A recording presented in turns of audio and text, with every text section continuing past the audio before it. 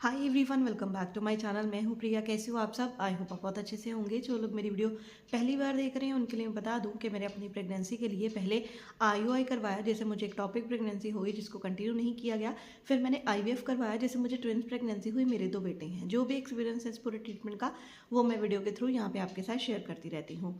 तो आज की वीडियो होने वाली है, इसके ऊपर मैंने पहले भी वीडियो बनाई हुई है। देखिए, एक मेरा खुद का एक्सपीरियंस है जिसकी वजह से मैं आपको ये बातें बोल सकती हूँ। ठीक है। तो आज की वीडियो है कि आपको अपनी यूट्रस की लाइनिंग को बढ़ाने के लिए घर पे आप क्या कर सकते हो। देखो, आपकी दवाइयाँ चल रही हैं, आपको इंजेक्शन्स लग रहे हैं, वो तो कंटिन्यू रहेंगे ही रहेंगे, लेकिन उसके साथ साथ आप ऐसी कौन सी चीज़ें खा सकते हो या फिर अपने लाइफस्टाइल को चेंज कर सकते हो जिसकी वजह से आपकी यूट्रस की जो लाइनिंग है वो अच्छी हो सकती है। मेरी सब्सक्राइबर हैं जो कहते हैं कि मेरी यूट्रस लाइनिंग अच्छी नहीं थी।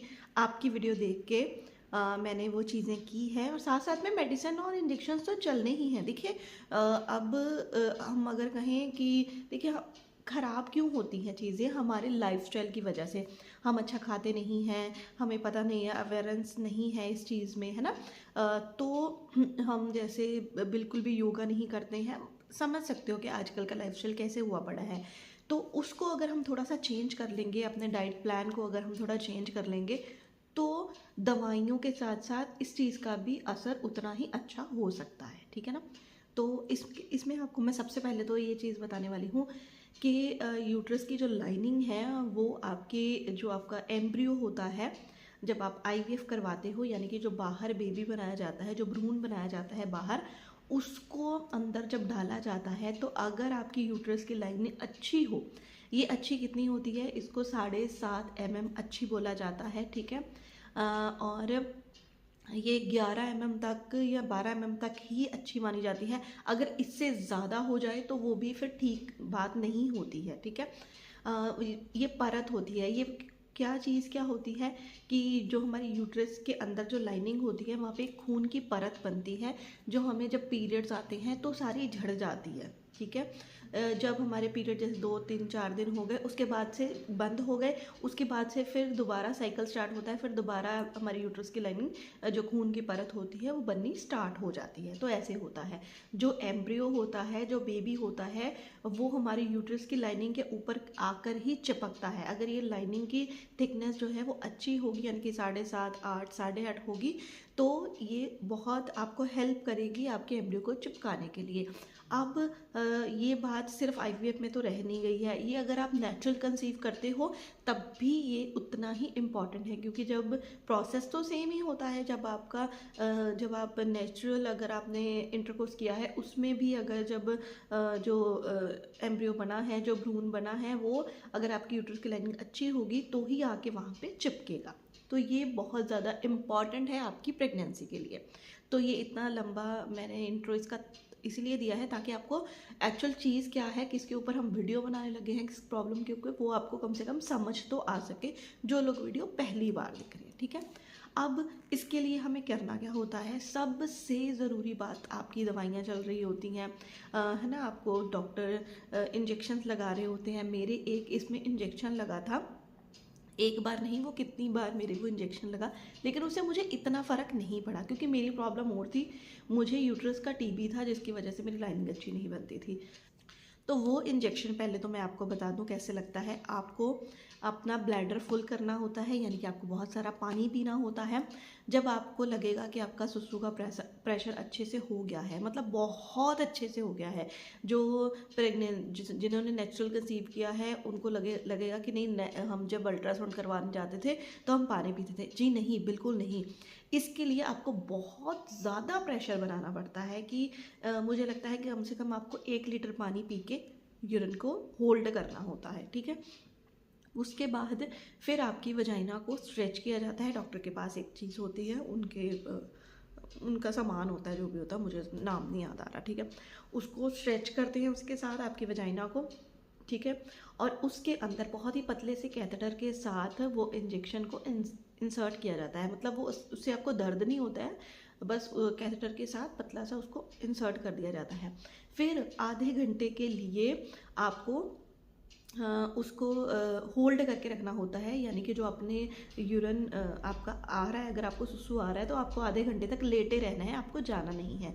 तो ये चीज़ें मैंने बहुत बार करवाई हैं और ये थोड़ी वो होती हैं, आपको दर्द नहीं करती हैं, लेकिन आप इसमें कंफर्टेबल नहीं होते हो। आप आधे पहले ही आपने इतना प्रेशर कर रखा है, उसके बाद फिर से मैं बस देखती रहती थी इधर उधर कि कोई आके मुझे बोले कि जाओ बेटा अब तुम यूरिन पास कर सकती हो।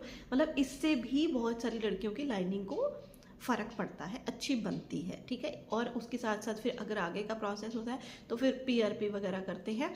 तो ये सब अगर कंडीशन है तो मैं कहती हूँ कि जो मैं आपको कहने वाली हूँ, और इससे पहले भी मैंने जो भी वीडियोस बनाई हुई हैं उसके ऊपर आप ज़रूर ध्यान दीजिएगा, आपको ज़रूर फ़र्क पड़ेगा। इतना सारा मैंने इसीलिए बोला है क्योंकि जो एक्चुअल में वीडियो देखने आते हैं ना, उनके लिए ये चीज़ें बहुत ज़्यादा इंपॉर्टेंट है। जो तो ऐसे ही बस जिन्होंने क्लिक करना है और वो करना है, उनके लिए नहीं है। जो सच में जिनको प्रॉब्लम है, जो इस चीज़ को सोचते हैं कि चलो हमें फ़र्क पड़ जाए, उसके लिए है। तो चलिए स्टार्ट करती हूँ, मैंने लिखा हुआ है सब कुछ, तो उसके ऊपर मैं बताती हूँ। देखिए सबसे पहले तो आपकी यूट्रस के अंदर ब्लड फ्लो का होना बहुत ज़्यादा ज़रूरी होता है। देखिए आपको ना ओमेगा 3 फैटी एसिड्स की बहुत ज़्यादा ज़रूरत होती है यूट्रस की लाइनिंग के लिए। यूट्रस की लाइनिंग के लिए बोल दीजिए, आपके ब्लड सर्कुलेशन के लिए देख लीजिए, बहुत बहुत ज़्यादा हेल्प करता है। अगर तो आप नॉन वेजिटेरियन हो, है ना, अगर आप फ़िश वगैरह खाते हो फिर तो आपके लिए बहुत अच्छी बात है, मतलब आपको खानी चाहिए। वैसे भी सर्दियां हैं, सर्दियों में लोग वैसे ही फ़िश वगैरह है ना अच्छी होती है, गर्म होती है, आप खा सकते हो। अगर आप नॉन वेजिटेरियन नहीं हैं तो ओमेगा 3 आप और किससे ले सकते हो? देखिए आप वॉलनट के साथ, यानी कि अखरोट से आप ओमेगा 3 फैटी एसिड जो है वो ले सकते हो। अब अखरोट आपको कैसे लेना है? अखरोट आप रात को भिगो के रखिए पानी में, ठीक है। 2 अखरोट भिगो दीजिए, 3 भिगो दीजिए, जितना आपको लगता है। उसके साथ आप बादाम भी भिगो सकते हैं, 5-6 आप बादाम भिगो दीजिए, साथ में ही आप अखरोट भिगो दीजिए। उनको आप सुबह ब्रश वगैरह अपना करके, है ना, जैसे भी आप उन्हें करना है वो आप करके सबसे पहले वो बादाम और अखरोट लीजिए। इससे आपकी यूट्रस की लाइनिंग को बहुत ज़्यादा अच्छा आपके असर होगा, आप ज़रूर देखना। और इसके साथ साथ आपको विटामिन ई लेना इसमें बहुत ज़्यादा ज़रूरी होता है। अब विटामिन ई किन चीज़ों में होता है? चीज़ों से मिलता है। सबसे पहले तो आजकल बाज़ारों में भरमार आ चुकी है और हम उसको खाते ही खाते हैं, वो है मूंगफली। जी हाँ, आप मूंगफली खा सकते हो। इसके साथ साथ बाज़ारों में आजकल ताज़ा पालक आ रही है, पालक खा सकते हो आप। अगर आपके एरिए में अच्छे से एवोकाडो मिलते हैं तो आप वो भी ले सकते हो। आप चुकंदर ले सकते हो। इसके साथ साथ आप सोयाबीन ले सकते हो। आपको जो सनफ्लावर के सीड्स होते हैं ना, वो आप ले सकते हो। इसमें ना सीड्स आपकी बहुत ज़्यादा हेल्प करेंगे। मैं ना अभी आपको एक ला के बताती हूँ एक चीज़, रुको। ये मैं आपके लिए लेके आई हूँ। ये मैं किसी भी कंपनी का कोई भी प्रमोशन नहीं कर रही हूँ, ये मैं खुद खाती हूँ, तो इसलिए इसमें पहले ही आप पता तो चली गया आपको मैं किस चीज़ों की बात कर रही हूँ। तो ना ये ना सीड्स होते हैं, ये मैं खुद खाती हूँ, बच्चों को भी देती हूँ। बच्चों को भी, जैसे मैं बीच में ना मोटे मोटे बीज होते हैं इसके सनफ्लावर के, तो मैं ऐसे हाथ में पकड़ा देती हूँ, तो वो बहुत बहुत अच्छे हैं खाने के लिए। तो देखिए इसमें है चिया सीड्स, मैं आपको वैसे ही बढ़ के बताती हूँ। चिया सीड्स, पम्पकिन सीड्स हैं, फ्लैक्स सीड्स हैं, इसमें वाटरमेलन सीड्स हैं, सनफ्लावर सीड्स हैं। तो ये कैसे, ये खाने में बहुत टेस्टी होते हैं। इसको ना हल्का हल्का रोस्ट किया होता है, मैं आपको दिखाती हूँ।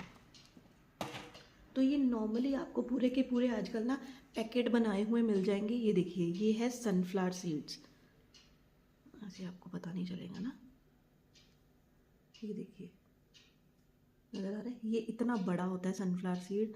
ये है, ये पम्पकिन का सीड है। तो इसमें बहुत सारे हैं, ये फ्लैक्स सीड है, इसमें आपको नज़र आ रहा हो तो, अलसी के बीज जिसको हम बोलते हैं, है ना, ये वो है। ये है चिया सीड, और ये ना नमकीन है। तो इन चीज़ों को आप शाम के टाइम स्नैक्स के तौर पे आप कभी भी इसको खा सकते हो। ये आप ज़रूर, ऐसा कोई भी, ये ये कंपनी मंगवानी है इसका मंगवा लीजिए, या फिर किसी और कंपनी का आपको चाहिए तो उसका मंगवा लीजिए।